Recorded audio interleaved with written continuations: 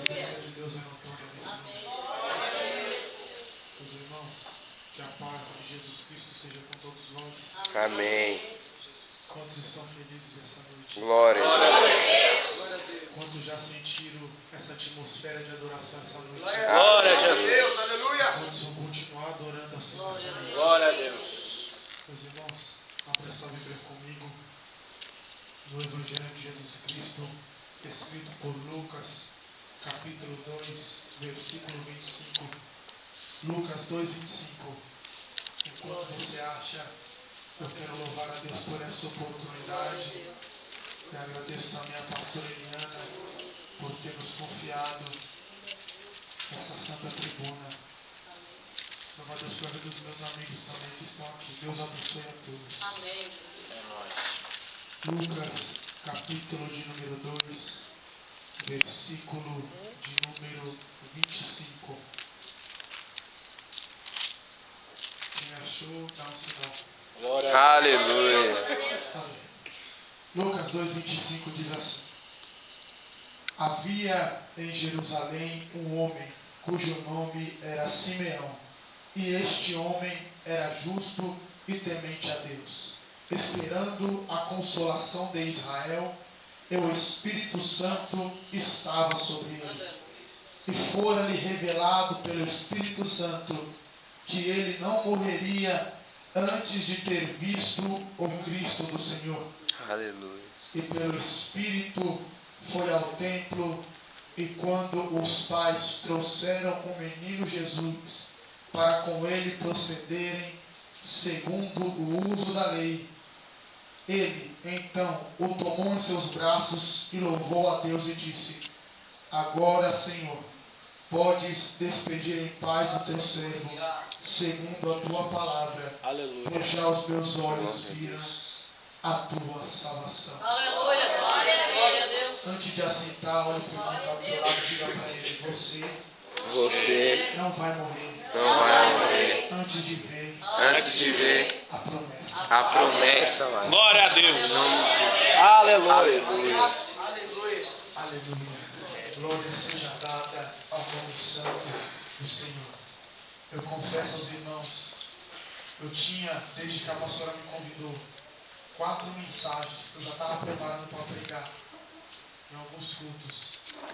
E nenhuma das mensagens era que Deus queria que eu pregasse hoje. Eu fiquei o dia todo no serviço, falando com Deus e pedindo a Deus. E a revelação não vinha. E quando eu cheguei na igreja, que eu ouvi os louvores, Deus me deu essa palavra. E você sabe, você conhece a história bíblica do povo de Israel. Você sabe que toda a vida do povo de Israel, eles viveram na esperança de que haveria uma libertação, de que a promessa de Deus seria cumprida. Desde que o homem cai no jardim do Éden, há uma pressão, há um peso sobre o próprio ser humano, e o homem fica esperando acontecer algo para mudar a sua vida, para mudar a sua história. Você sabe que Deus sempre teve um projeto em seu coração, que é trazer o homem de volta para Ele, para perto dele. E você entende na Bíblia, eu entendo, que durante milhares de anos levantaram-se homens, levantaram-se profetas, como por exemplo o menino Samuel, que foi gerado através de uma promessa, e ele se levantou e foi um grande profeta, mas ele não era ainda o libertador. Você sabe que levantaram-se reis, como por exemplo Davi, que foi senão o maior rei que esteve em Israel no tempo do Antigo Testamento, e apesar de tudo, apesar de ele ter pecado e se arrepender e ser segundo o coração de Deus, ainda não era aquilo que Deus queria fazer na vida do seu povo. Você pode ver também sacerdotes como Arão, homens como Isaías, sofredores como Jeremias, ou até mesmo homens tão espirituais como Ezequiel, e a promessa sempre ficou no vento. e parecia que não seria cumprida. Meu Deus. Quando o povo ele é rebelde e ele é obstinado e Deus leva o povo para o cativeiro, Jeremias começa a falar: meu Deus, onde está a esperança? Onde está aquilo que o Senhor prometeu? Soberano Tem um Deus. momento que Jeremias olha a situação do povo, eu estou dentro do texto. Tem um momento que Jeremias olha a situação do povo e vê a situação tão caótica, tão difícil, tão complicada. É tanto pecado, tanta sujeira, que ele fala: meu Deus, converte-nos a Ti e nós seremos convertidos. Renova os nossos dias como antes. Zacarias tem um momento que ele fala também, no capítulo 6, versículo 12: eis aí o varão, cujo nome é renovo, e ele brotará do seu lugar e reinará sobre o seu povo. Todos esperavam a renovação. Abacuque mesmo, como foi pregado terça-feira, esperava um avivamento. Todos esperavam que a promessa fosse cumprida. E Deus, depois de levantar muitos homens, de levantar muitas mulheres, de levantar pessoas, e ele vê que o povo não se voltava para ele, não mudava o seu coração, Deus decide fazer uma coisa: ficar em silêncio. E para mim, o silêncio de Deus é uma agonia terrível. Imagina um povo que por 400 anos clamava, orava e adorava. Mas assim como a gente, ele não era como a gente. Porque quando a gente adora, a glória desce. Eles não viam a glória descer. Eles não ouviam resposta para o seu clamor. Eu imagino quantas mães, quantos filhos, quantos pais de família naquela época, chorando e vendo povos e nações e reinos invadindo todo o povo. E a promessa não era cumprida. Gente que morreu sem ver a promessa, por causa do seu coração que não se voltava para Deus. E então a Bíblia diz que havia um homem, cujo nome era Simeão. E o Espírito Santo revelara que ele não morreria sem ver o Cristo. A Bíblia diz então que havia uma virgem na cidade de Nazaré. E dentro de Nazaré um anjo a visita. E quando o anjo a visita, e ele sauda ela e diz que ela teria um filho e seria concebido pelo Espírito Santo, a mulher se assusta, Gilberto. Ela fala: mas eu não sou casada. Se eu tiver essa criança, se alguém descobrir que eu estou grávida, eu posso ser apedrejada. E o meu marido, e o meu esposo, o meu noivo, ele pode me abandonar. Quando José sabe da notícia que ela está grávida, José não quer envergonhá-la, não quer matá-la. E então José fala assim: olha, eu vou te deixar secretamente. Então ele pensa em deixar secretamente, e ele vai deitar, vai dormir, vai descansar, esfriar a cabeça. Então o anjo o visita e fala: José, não deixe ela, porque o que é gerado nela é do Espírito Santo. Então a Bíblia diz que há um censo. César Augusto, ele manda cada um ir para a sua cidade para fazer o alistamento. E eu imagino Maria grávida. Ela teve que se casar com José às pressas. E alguém olhava para Maria e pensava: nossa, tem alguma coisa errada aí. Por que eles casaram tão rápido? Alguém olhava para Maria e dizia: Maria, tem alguma coisa errada aí. Vocês acabaram de se casar, você já está grávida assim? E Maria estava com a promessa dentro da sua barriga. Eu imagino os inimigos de Maria zombando dela e dizendo: olha, não tem jeito para você, Maria. Porque uma hora vão descobrir o seu pecado, mesmo ela não estando em pecado, vão descobrir o seu erro, Maria. Eu imagino Maria saindo de Nazaré, em situação de humilhação, alguém olhando para ela e rindo dela e falando assim: não vai durar muito tempo, eles são jovens, ela é jovem, vai morrer por aí e vai se perder pelo mundo afora. E Maria sai da cidade de Nazaré com a promessa na barriga. Mas quando ela volta para Nazaré, a promessa está na sua vida. Aleluia. Você me entendeu? Glória a Jesus. O Espírito Santo já me revela aqui essa noite Tem gente sendo humilhada, tem gente que está sendo oprimida, tem gente que está sendo afligida. Por causa de uma promessa, Deus tem uma promessa, tem uma chamada, tem uma unção na sua vida, tem algo diferente para você. E alguém está dizendo, não vai dar certo, como disseram para mim, não tem jeito, não há saída para você, e você está com a promessa de processo sendo gerada, mas essas pessoas vão ter que ver, a promessa está na sua barriga, mas a promessa vai voltar na sua mão. Porque você vai voltar com a promessa na mão.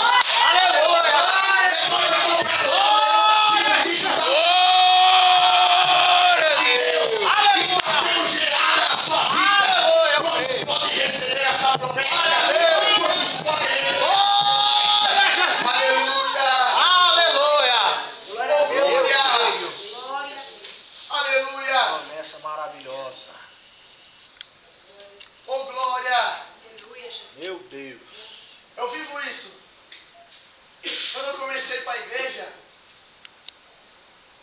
eu estava num grupo de jovens e era um pouco problemático.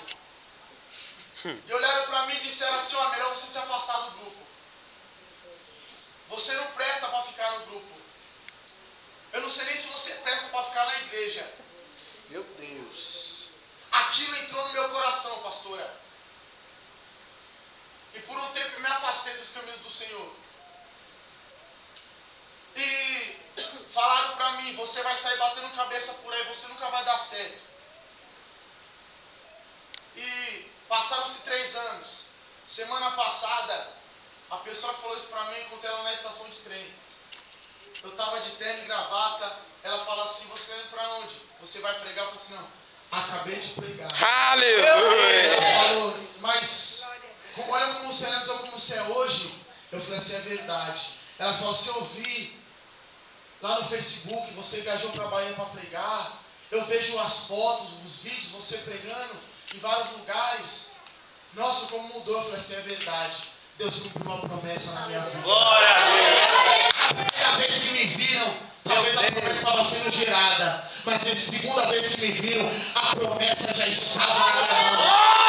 Aleluia! Eu sei que eu estou começando, tem muita coisa para acontecer, mas eu sei de uma coisa, a pessoa que olha para você hoje e diz que você não vai conseguir, vai ter que ver Deus cumprir o que Ele fará na sua vida, porque a boa obra que Ele começou em você, Ele há de aperfeiçoar até o dia de Jesus. Então se prepara, porque eu estou pegando promessa. Se eu tiver que pregar até meu horário aqui, só falar a mesma palavra, eu vou falar, porque promessas vão ser geradas.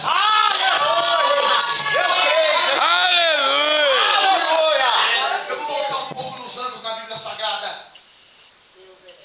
Lembrando de Ana. Ana não tinha filhos, não podia ter filhos. Meu Pai do céu. E Eucana tinha outra mulher que era Penina. Penina tinha muitos filhos. Penina zombava de Ana.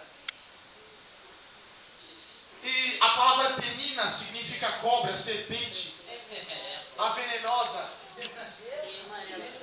Eu imagino a Penina literalmente com aquele seu veneno, falando, Ana, você não tem jeito. Meu Olha Jesus. só a sua situação, Ana. Você vai envelhecer e não vai ter filho, você não vai ter jeito nenhum. Você nunca vai dar felicidade para Eucana e nunca vai ser feliz. Agora eu não. Eu tenho, olha aqui, os meus filhos que foram gerados. Ana, sobre o templo. Por muitos anos ela subiu. Só que ela subiu apenas orando. Mas no dia que ela colocou um propósito. E ela voltou de lá, a promessa estava na sua barriga. Aleluia! Depois, parece que a palavra se cumpre do tempo, quando diz que e ele pisaria a cabeça da serpente. Sabe por quê? Porque parece que foi, a cabeça da serpente foi esmagada naquela hora. Quando Penina viu Ana com a promessa na barriga. Mas depois olha para Ana e Ana está com a promessa na sua mão. Glória a Jesus. A serpente, ela está dizendo para você, eu vou acabar com a sua vida, eu vou acabar com o seu ministério. Eu vou acabar com a sua adoração. Eita Deus. Ela pode dizer para você: eu vou te jogar no pecado, eu vou te jogar no vício, eu vou destruir um por um da sua família. Olha aí, Jesus. Mas a serpente, ela quebra a cabeça em uma coisa. O decreto dela já foi dado. Aleluia. Alguém vai ferir com a espada a cabeça dela. Glória a Vai Deus. jogar no lago do fogo. Aleluia. Você, Maravilhoso. pecador, comedor de arroz e feijão, tem uma promessa. Aleluia. E a promessa para a gente, só em João 14: não turbeis o vosso coração. Crede em Deus e também em mim. Na casa de meu pai há muito. Meu Deus. Aleluia. Sofrendo. A serpente está dizendo: não tem jeito para você. Eu vou te jogar no pecado, vou te destruir. Só que a serpente vai ter que ver você subindo e sendo arrebatado. E ela não vai poder subir. Porque o diabo está lá.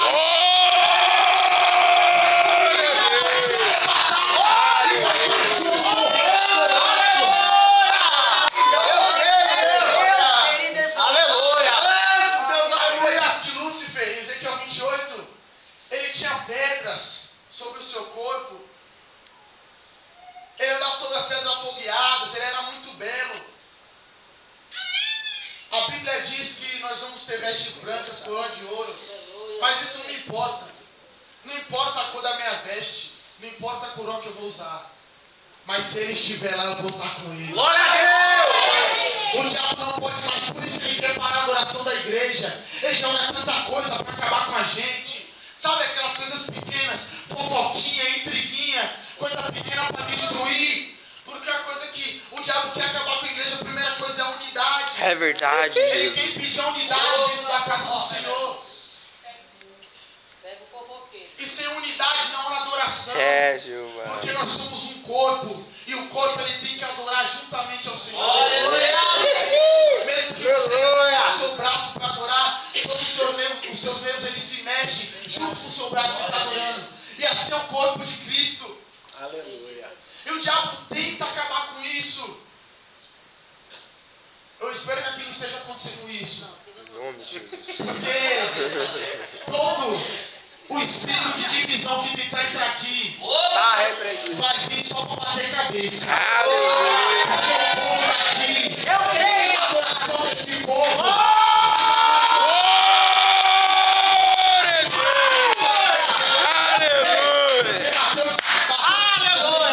As portas do inferno não prevalecem contra ela. A igreja está de pé. Olha, a porta do inferno não vai prevalecer. Aleluia. Maravilhoso. Esse Deus é maravilhoso. Se coloca de pé. Em nome de Jesus.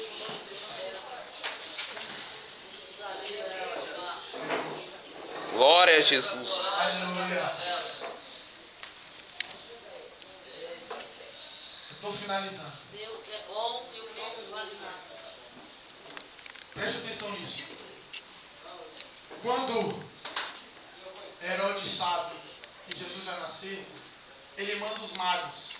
Aliás, os magos sabem que o Messias havia de nascer, vai até Herodes e levam a notícia. Herodes então fala assim: procura ele que eu também quero adorá-lo.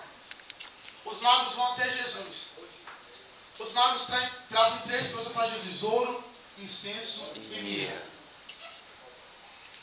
Quando os magos trazem ouro para Jesus, eles querem dizer: Jesus, tu és o rei. Porque ouro representa a realeza, divindade também. Mas os reis, principalmente Salomão, era conhecido por ser muito ouro. A glória dos reis era o ouro. Em Lucas 4, o diabo olha para Jesus e fala assim: está vendo todos os seus reinos? Tudo isso foi me dado. E eu dou a quem eu quiser. Se você quiser, só me adorar que eu te dou. O diabo estava dizendo assim: olha só, eu sou o rei dos reinos da terra.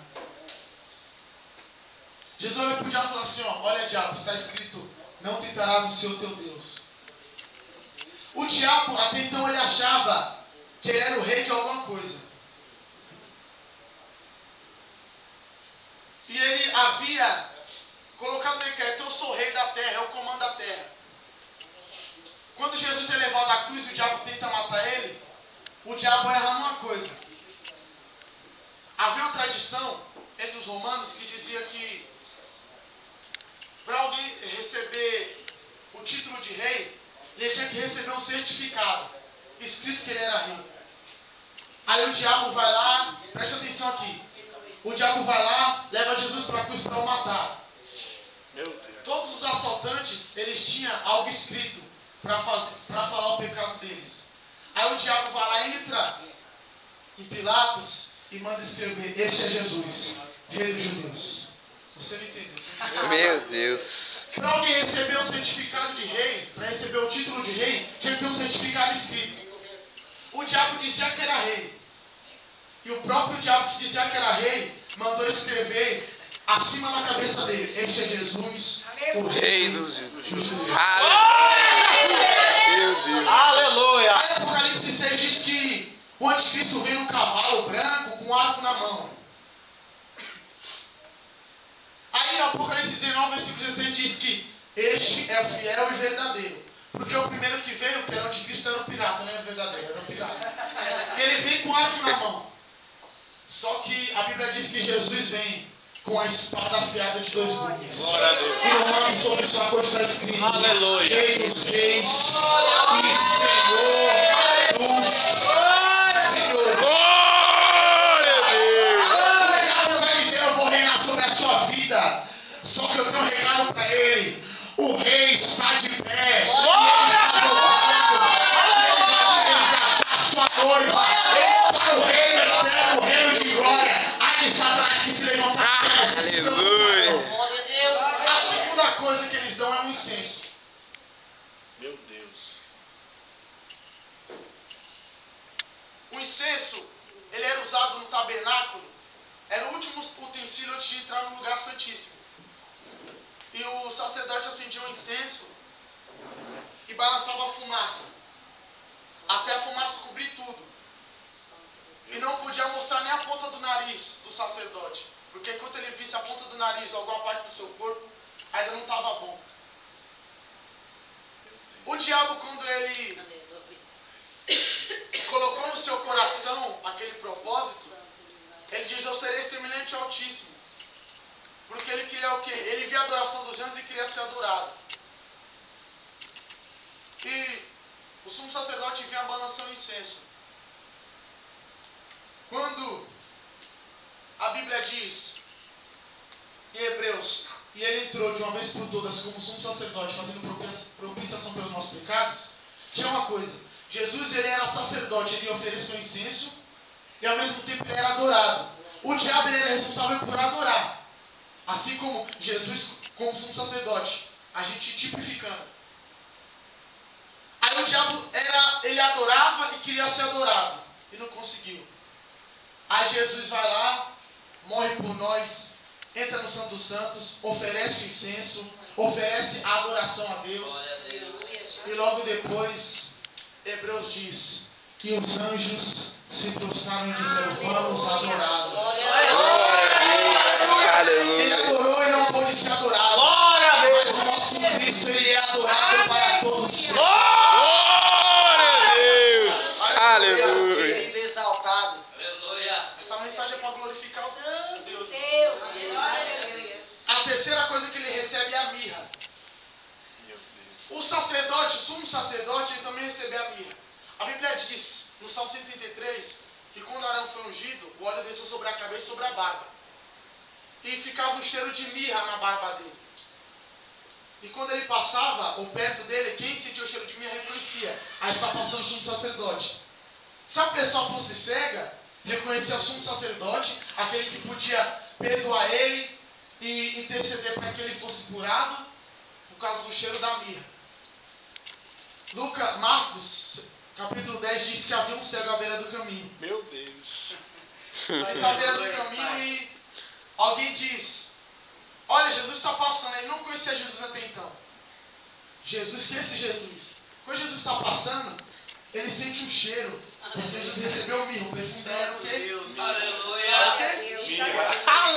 está passando, o Senhor sente o cheiro de mim e fala assim: opa, esse é o sumo sacerdote, esse pode me encontrar. Glória a Deus! Aleluia.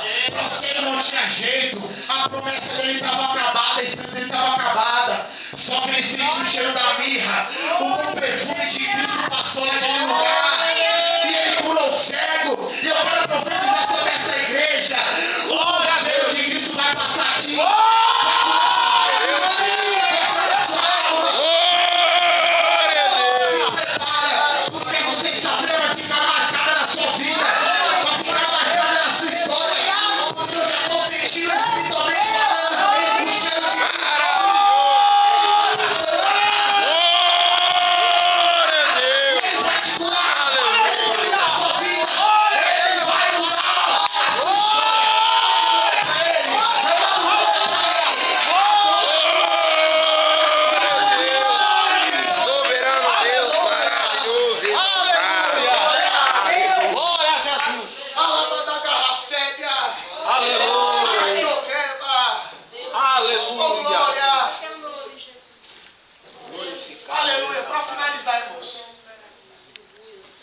Eu gosto de mensagem revelada que Deus faz isso comigo. Só para finalizar. Quando Jesus subiu na cruz, guarde isso com você. Quando Jesus subiu na cruz, a humanidade estava desacreditada.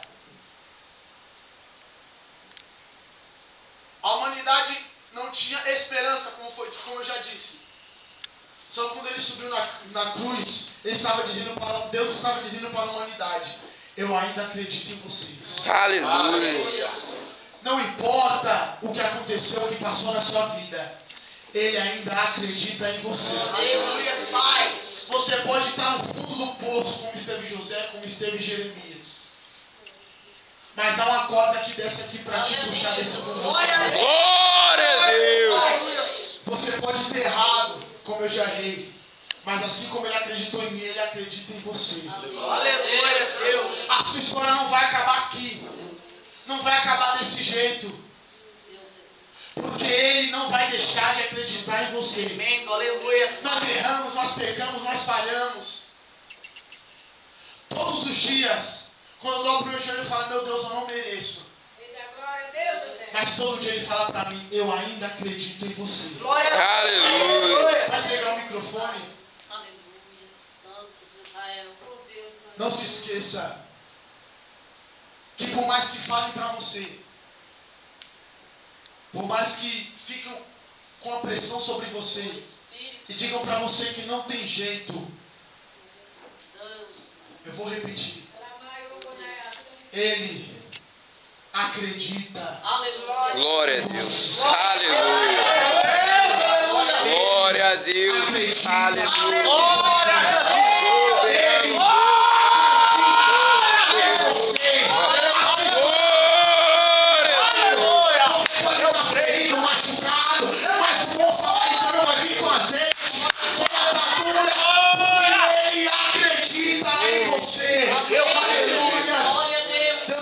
Pastor, agradeço aqui e finalizo aqui.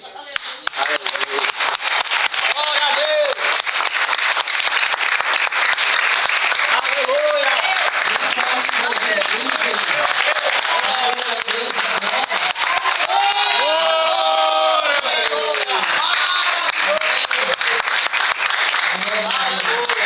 Ele acredita em você.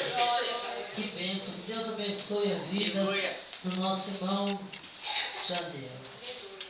Então, testemunho lindo, irmão. Eu louvo a Deus pela vida desses meninos. Ore menos, busque. E quem não chegou lá,